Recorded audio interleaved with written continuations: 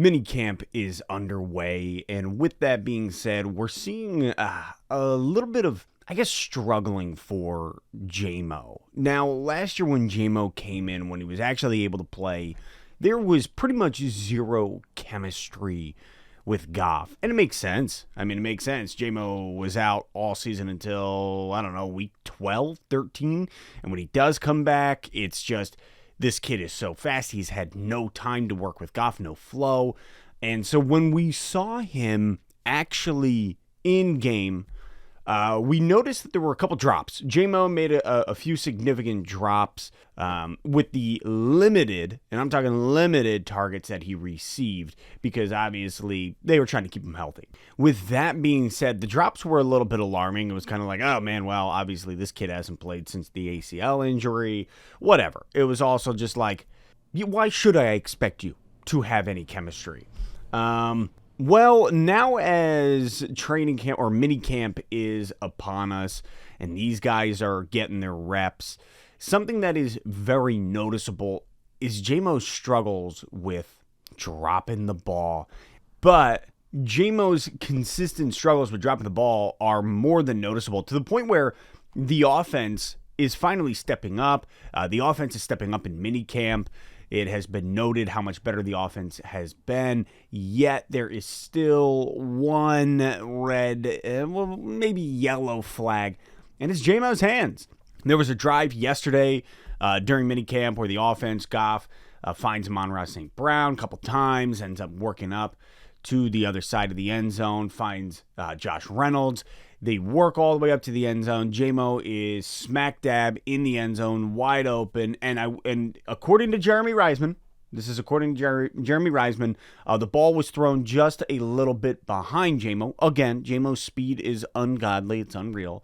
Ball's thrown a little bit behind, and JMO attempts to catch it with his body, ricochets off of him.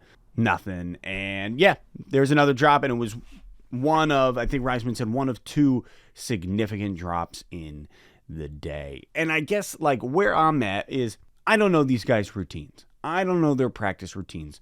But I think we can all agree there's a reason why Amon-Ra St. Brown does not drop the ball.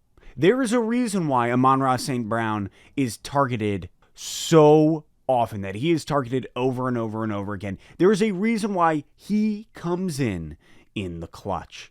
That Goff is looking for him in a third down situation, or he's looking for him on the second, where he's like, where's St. Brown?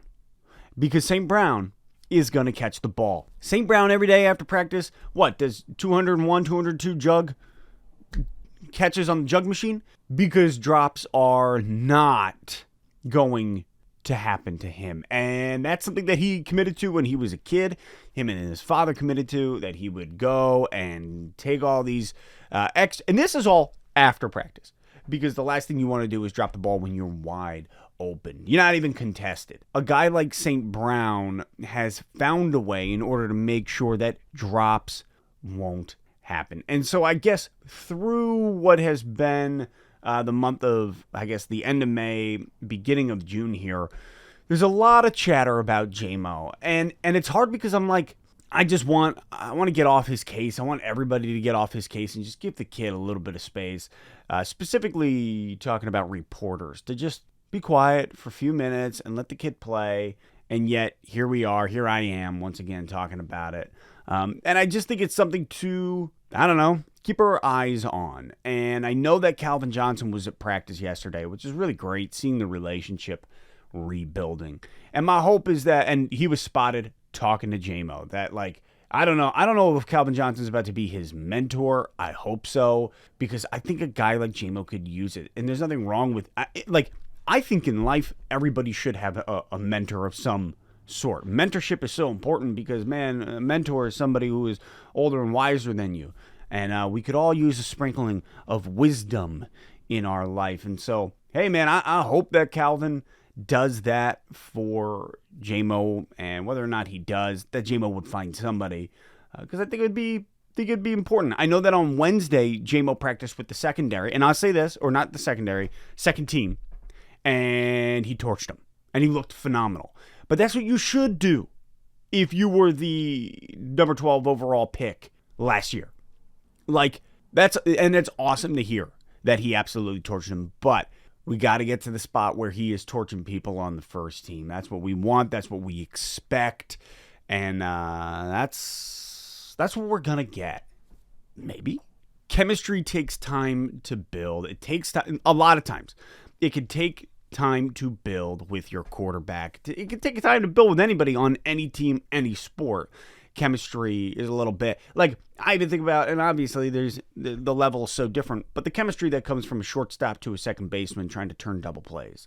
Like, you have to anticipate where they're going to be, where their glove is going to be. Do you trust where they're going to be? Do you throw it right over the bag and expect them to be there? There are just things like that come into every sport. And so when I think about Goff and I think about Williams, this is what this time is for. It's to build up that chemistry so that once we hit September, we're not talking about this ever again. I hope that we never talk about this ever again. The chemistry will come. It should come.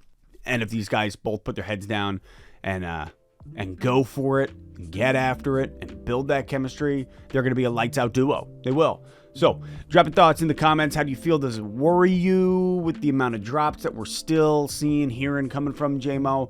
Or is it something that we're just like, we're going to get better in time. We believe that the chemistry is going to come. Drop your thoughts down below.